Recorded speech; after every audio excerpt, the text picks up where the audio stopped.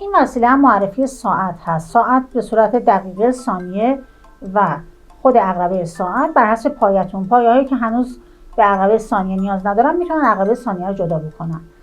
همینطور ساعت در بعد از ظهر هم میتونه نمایش داده بشه. یه اجرا از این وسیله رو میبینیم. خب الان من برات یه عددی رو نشون میدم. بله. تو باید روی اینجا نمایش بدی. بله. خب ساعت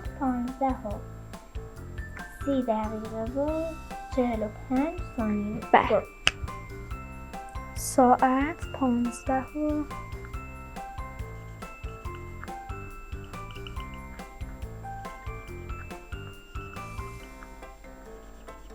30 دقیقه و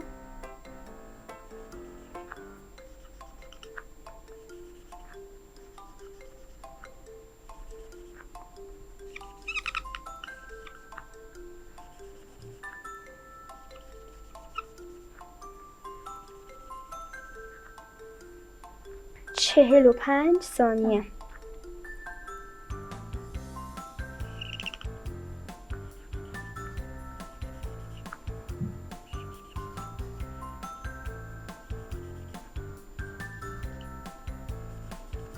اینجا هم باید اینو نمایش بدم. بله.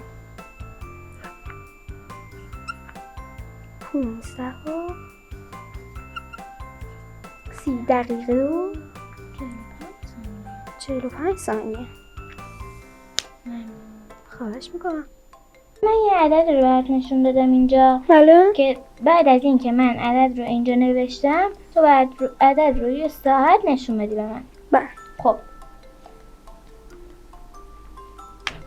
ساعت